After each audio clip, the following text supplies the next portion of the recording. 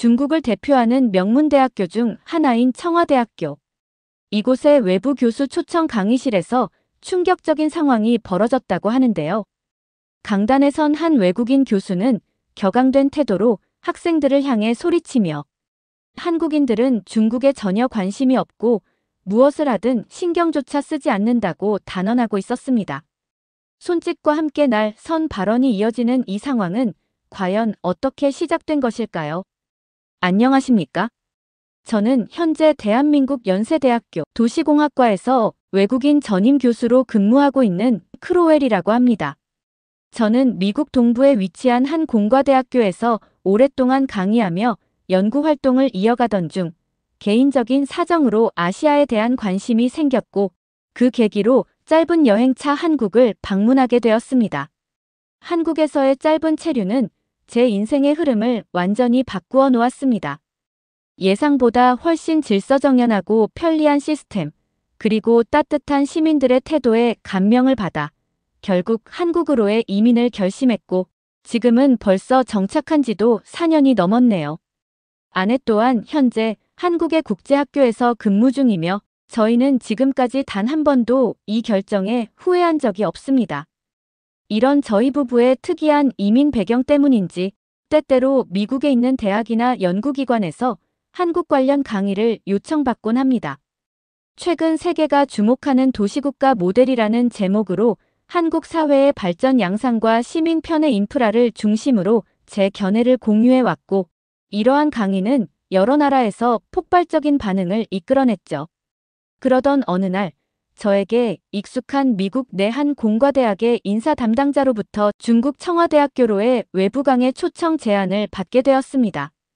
제게 맡기고 싶다는 강의 주제는 도시계획과 선진국 시민의식이었고 한국의 사례를 중심으로 구성해달라는 내용이었습니다. 저는 처음엔 조심스러웠습니다. 이유는 단순했어요. 중국과 한국 사이에 존재하는 미묘한 감정과 중국 사회 내의 일부 반한 정서를 알고 있었기 때문입니다. 그 점을 조심스럽게 전달하자 미국 측에서는 제 걱정은 기우라며 청와대학교 측에서도 한국의 호의적인 학생들만 따로 초청해 준비한 강의라 걱정할 필요가 없다고 장담하였습니다. 그렇게 저는 한 달 뒤 베이징행 비행기에 올랐고 생각보다 복잡한 절차 없이 학교에 도착하게 되었습니다.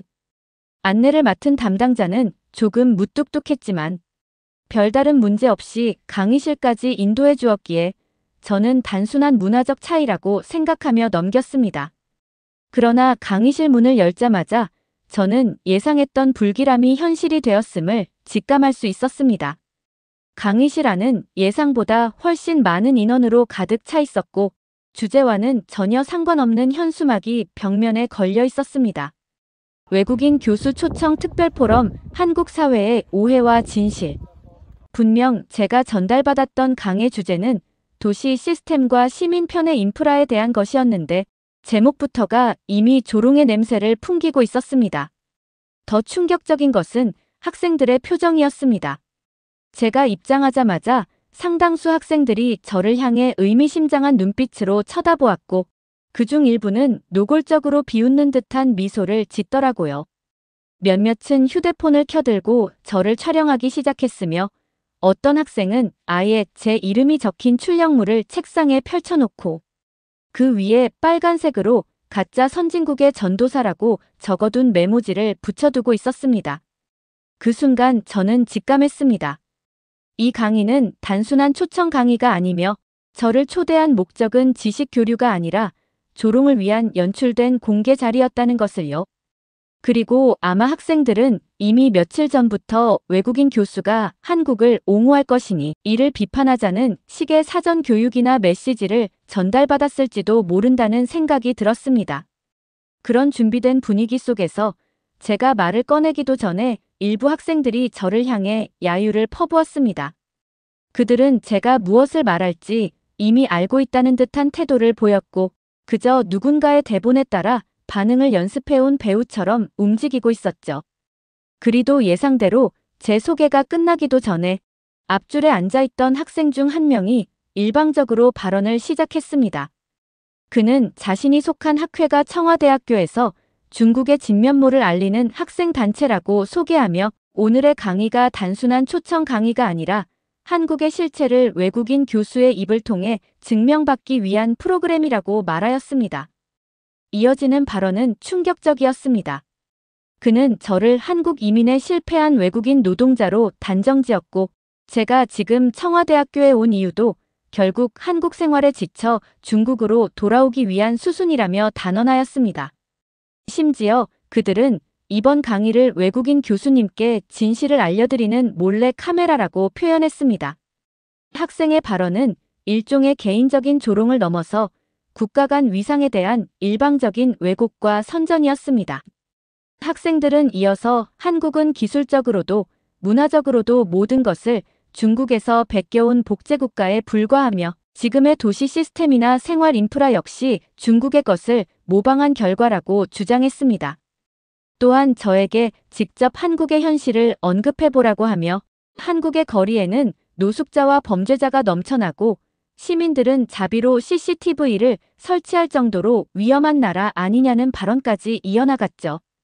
반대로 그들은 중국은 너무나 부유하여 범죄 피해가 거의 없고 이미 모든 것이 완벽하게 갖춰진 나라라고 주장하였습니다. 그들의 주장 속에는 사실에 기반한 설명은 전혀 없었고 오로지 일방적인 비방과 왜곡이 가득했습니다. 심지어 그중 한 학생은 저에게 이렇게 말했습니다. 교수님, 한국의 대학교에서 지금 얼마의 월급을 받고 계신가요? 저희는 교수님을 청와대학교 외부 교수로 등록만 해주시면 매달 30만 원 이상은 드릴 수 있습니다. 물론 중국에선 적은 돈이지만 한국에선 엄청난 액수 아닙니까? 이쯤 되면 강의가 아니라 조롱이었고 저는 더 이상 침묵할 수 없다고 느꼈습니다. 초반부터 예의라곤 전혀 찾아볼 수 없는 학생들의 태도는 계속 이어갔으니까요. 그 학생의 말에 주변에서는 웃음이 터졌고 심지어 조롱조의 박수까지 이어졌습니다. 그들은 한국의 평균 소득 수준이 자신들보다 훨씬 낮다며 한국은 외국인에게조차 더 이상 매력적인 나라가 아니라는 식으로 몰아가고 있었습니다. 그리고 그들은 요즘 한국의 젊은이들조차 중국 대기업에 취업하기 위해 이력서를 넣고 있다고 주장하며 한국 사회가 점차 무너지고 있는 증거라고 단정지었죠. 그리고 그 이유는 한국 정부가 위기를 감지하고 부랴부랴 중국의 정책과 기술을 흉내내고 있기 때문이라고 덧붙였습니다. 그들은 이어서 한국의 문화 자체가 모두 중국의 표절이라고 하더군요. 한글은 중국어의 하위 파생 문자이며 한식은 중식의 지역적 변형일 뿐이라는 주장을 내세웠고 심지어 한국이 자랑하는 교통 시스템까지도 이미 중국이 수십 년 전부터 상용화한 기술을 복제한 것이라고 강조하더라고요. 그들은 이 모든 왜곡된 내용을 자신들의 분석이라는 명분 하에 내세우며 한국 사회는 스스로 열등함을 감추기 위해 중국을 향한 혐오로 대응하고 있다고 말했습니다. 그리고 그렇게 설명된 논리의 결론은 한국은 가난한 국가이며 한국인의 모든 분노는 열등감에서 비롯된 것이고 한국이 주장하는 선진국적 시스템은 모두 중국에서 훔쳐온 것이라는 것이었습니다. 그들의 억지 주장은 여기서 끝나지 않았습니다. 한국이 전 세계 외국인에게 자랑하고 있는 지하철 시스템조차 이미 중국에서는 20년 전부터 일반화된 기술이라며 한국은 단지 그것을 광고로 포장했을 뿐이라 주장하더라고요. 한국에는 에어컨도 없는 지하철이 많고 자전거 수납도 미비하며 교통 혼잡이 심각하다는 말까지 이어졌습니다. 그러니 한국을 직접 경험하지 못한 외국인들이 거기에 속아 이민을 선택했다가 현실을 깨닫고 다시 중국으로 돌아오는 것이라는 설명까지 붙였습니다. 그리고 오늘 이 자리가 바로 현실을 깨달은 외국인 교수인 제가 한국에서 실패하고 중국으로 귀환했다는 상징적 장면이라는 말을 서슴지 않았는데 정말 충격적이었습니다. 이 자리에 초청된 이유가 단지 강의를 하기 위함이 아니었다는 사실을 완전히 깨닫는 순간이었죠. 이 강의는 진실을 논하는 자리가 아니라 저라는 인물을 무대 위에 세워놓고 사전에 연출된 각본대로 웃음과 조롱을 쏟아내는 일종의 공공 퍼포먼스에 불과했던 것입니다. 더 씁쓸했던 건 제가 오랫동안 신뢰해온 미국 내 모교 역시 이 기획에 어느 정도 연루되어 있었을 가능성이 농후하다는 점이었습니다.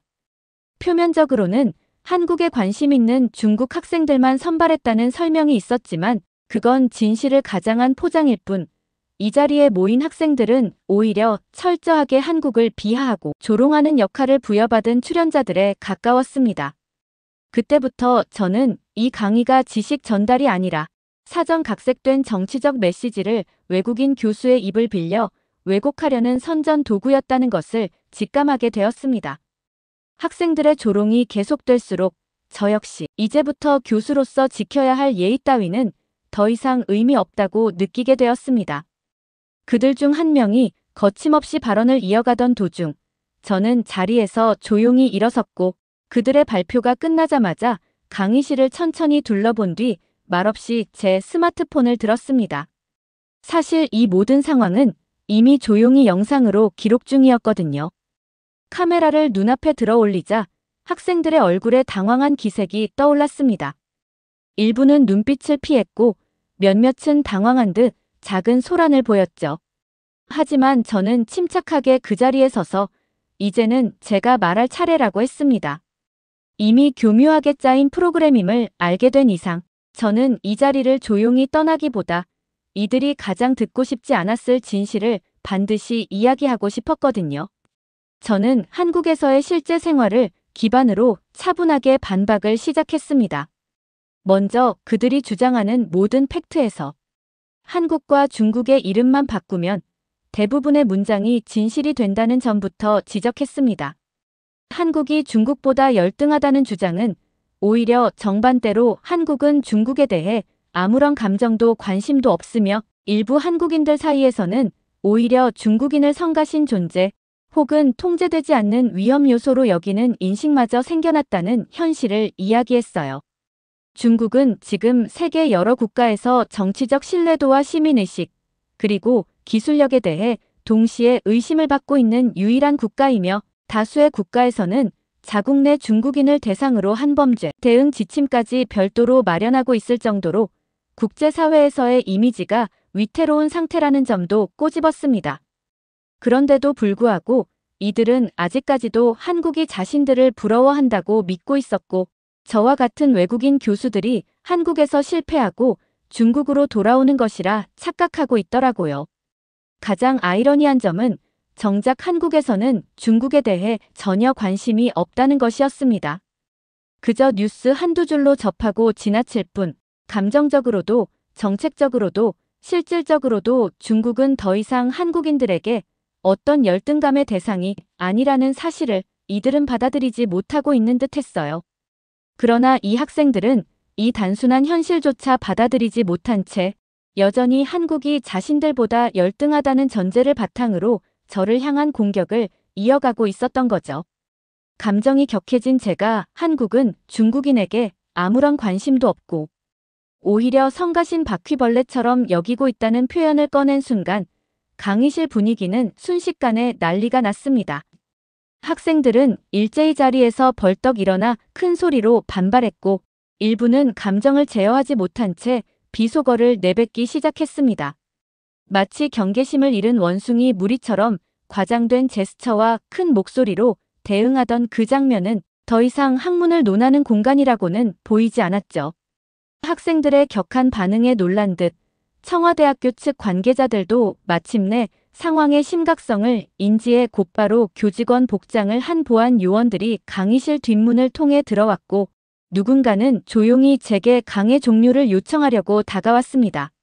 하지만 저는 그들에게 강의실 전체 상황을 영상으로 녹화하고 있으며 지금 이 시점에서 강제적으로 강의를 중단시킬 경우 외부 언론에 이 자료가 제공될 수 있다는 점을 분명히 알렸습니다. 그 순간부터 아무도 제게 손을 대지 않더군요. 아마도 그들은 제가 실시간으로 방송 중이라고 오해했을 수도 있겠습니다. 그리고 저는 30분만 더 말할 수 있도록 해준다면 조용히 이 자리를 떠나겠다고 말했습니다. 그리고 저는 발언을 계속 이어갔어요. 저는 그들에게 묻고 싶었습니다. 이 자리에 있는 학생들이 정말 중국에서 가장 영향력 있는 대학의 인재들이 맞는지 말입니다. 하지만 지금 제 눈앞에 있는 그들의 모습은 한국이라는 나라에 대해 아무런 실체적 이해 없이 단지 자신들이 믿고 싶은 정보만을 반복적으로 되새기고 있는 모습뿐이었거든요. 그들은 제가 한국에서 겪고 있는 만족스러운 삶을 부정하고 싶었고 한국이라는 나라가 실패했음을 저 스스로 인정하기를 원하는 듯 했죠. 하지만 현실은 그 반대였습니다. 지금 한국은 전 세계에서 가장 많은 외국인 전문 인력이 유입되는 국가 중 하나이며 기술자, 디자이너, 의사, 엔지니어가 자발적으로 한국을 선택하고 있잖아요. 물론 중국 학생들 입장에선 이해하기 어려운 일이겠지요. 자칭 대국이라 불리는 중국이 지리적으로도 크고 인구도 훨씬 많으며 각종 국가기관은 매일같이 중국이 세계의 중심이라고 선전하고 있는데 왜 많은 외국인들은 굳이 그보다 작은 한국으로 향하고 있을까 하는 의문이 들 수밖에 없을 겁니다. 그리고 저는 간단한 예를 들어 설명하기 시작했어요. 여러분은 지금 대학교 기숙사에 살고 계시지요? 혹시 그 기숙사에 24시간 온수가 나오는 샤워실이 있습니까? 이 질문은 단지 시설의 유무를 확인하기 위한 것이 아니라 일상의 질을 비교하기 위한 것이었죠. 제가 현재 근무 중인 한국의 대학 캠퍼스는 평균 수준의 학교임에도 불구하고 학생들을 위한 체계적인 공간들이 마련되어 있습니다. 세탁실, 컴퓨터실, 도서관은 물론 24시간 온수가 공급되는 샤워실, 피트니스 센터, 때로는 볼링장까지 갖추어진 기숙사 환경은 한국 학생들에게 있어 당연한 일상입니다. 그런데 제가 청와대에 도착한 첫날, 화장실을 이용하려고 기숙사 복도를 잠깐 지나치며 느낀 점은 충격적이었습니다.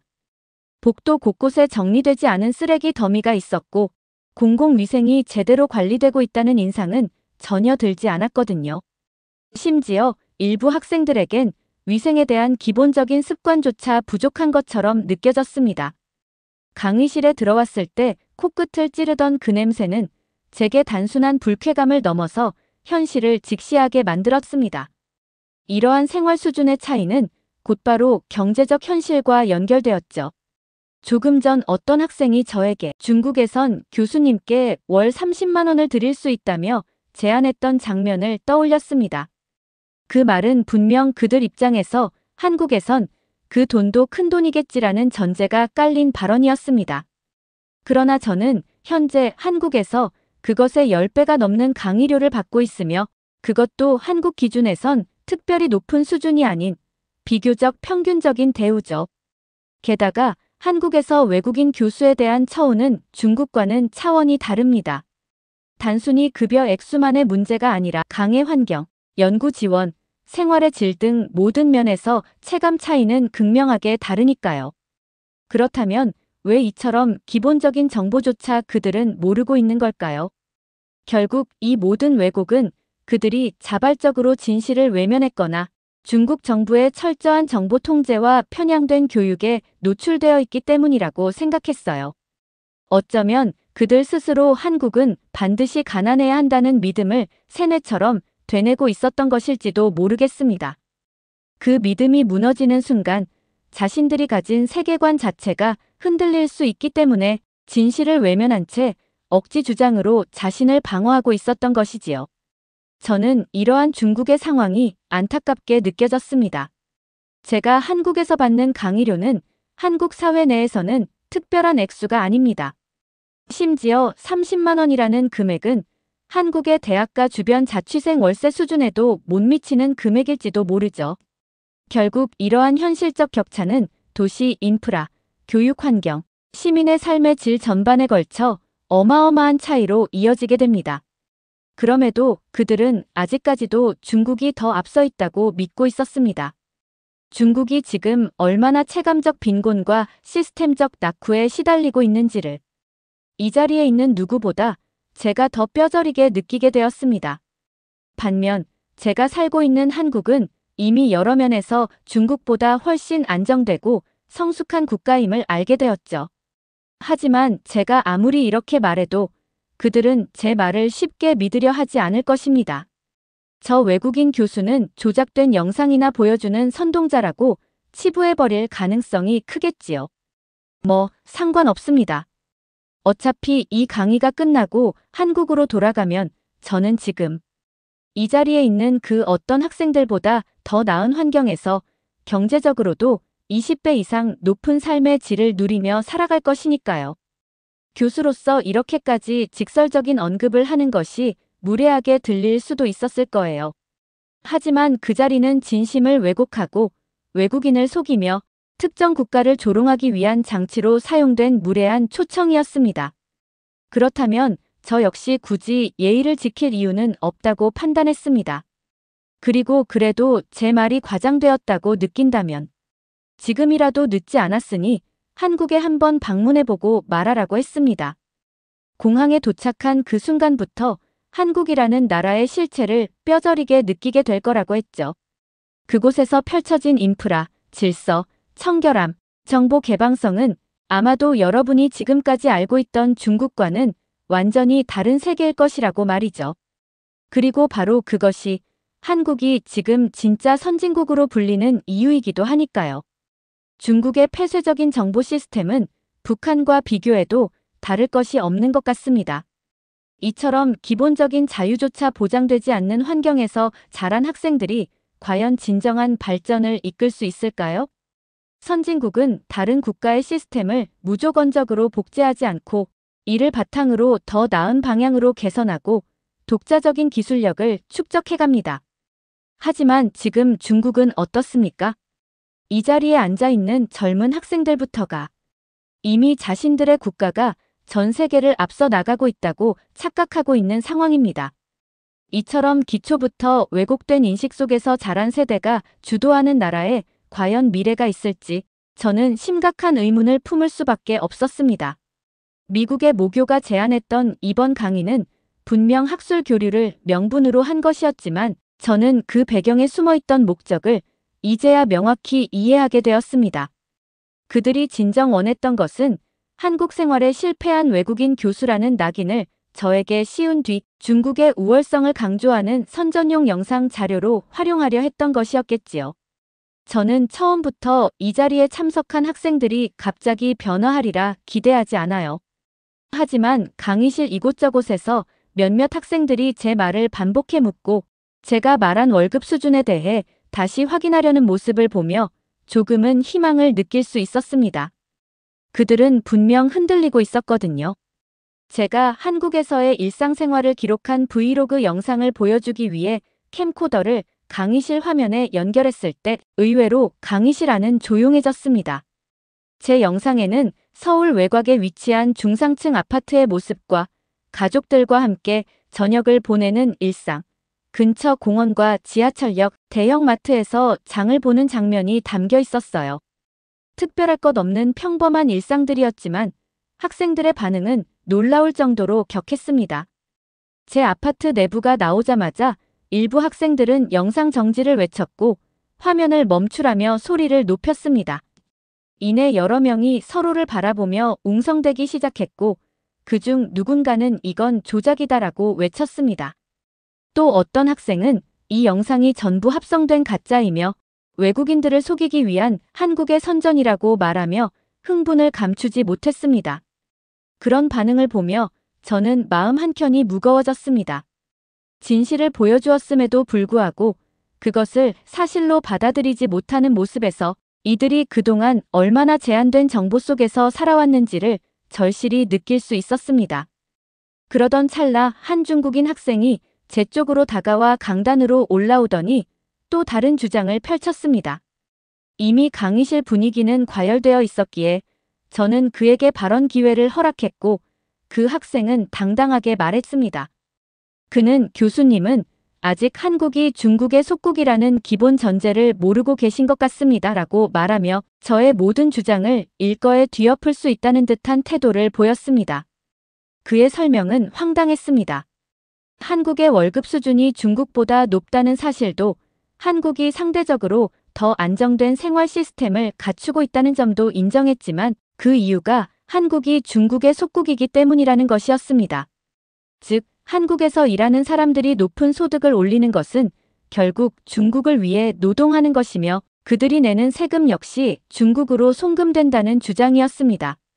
그는 심지어 중국인들이 평균적으로 낮은 월급을 받는 이유는 굳이 돈을 벌지 않아도 한국인들이 대신 벌어 보내주기 때문이라며 궤변을 이어갔습니다. 말도 안 되는 이론이었지만 더 놀라운 사실은 그 자리에 있던 다수의 학생들이 이 주장에 고개를 끄덕이고 있다는 것이었습니다. 바로 직전까지만 해도 당황한 기색을 감추지 못하던 그들이 어느새 익숙한 조롱과 비웃음으로 태도를 바꾸고 있더라고요. 이 모습을 본 저는 다시금 입을 열 수밖에 없었습니다. 물론 모든 학생들이 그런 것은 아니었습니다. 강의실 안쪽에 앉아있던 몇몇 학생들은 눈에 띄게 혼란스러운 표정을 지으며 오히려 제 말에 귀를 기울이려는 모습을 보이기도 했으니까요.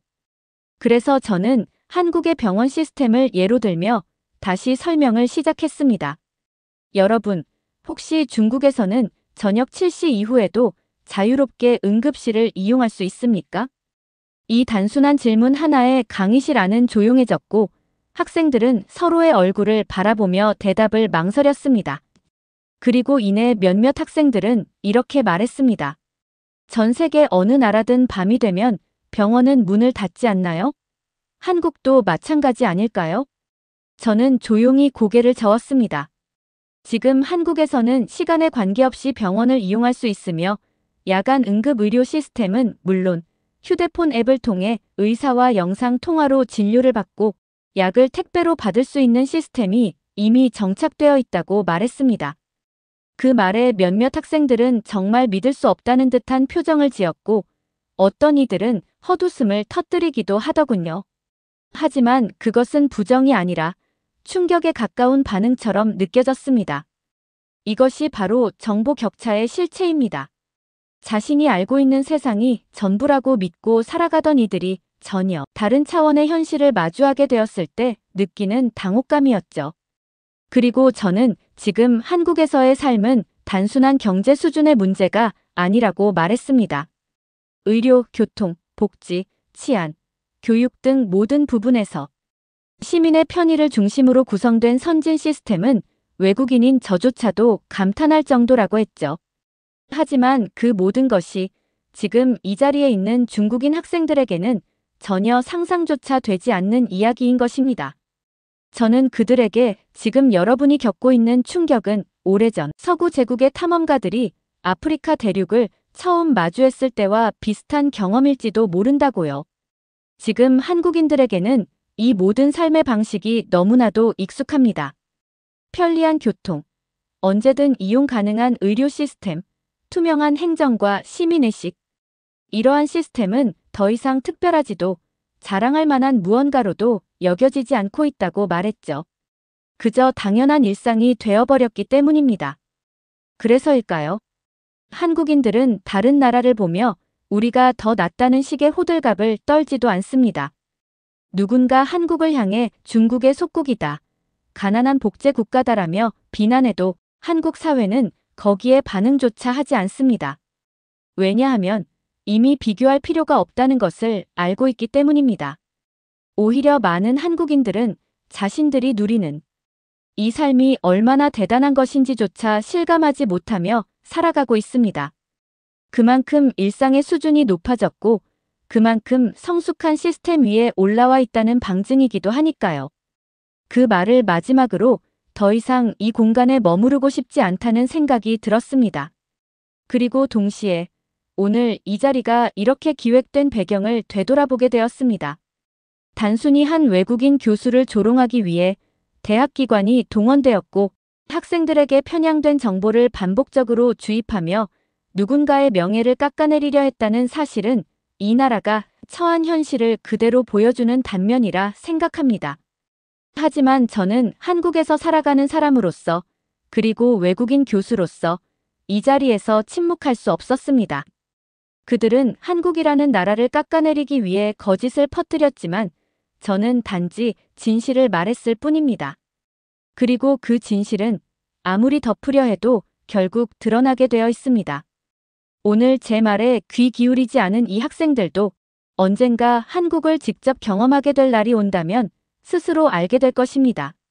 지금은 받아들이기 힘들겠지만, 그리고 그렇게 살아가기를 선택한다면 평생 진짜 세상을 보지 못한 채 살아가 보면 알게 되겠죠.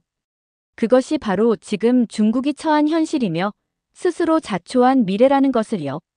저는 그렇게 씁쓸하게 다시 한국으로 돌아왔답니다. 오늘의 사연, 어떻게 들으셨나요?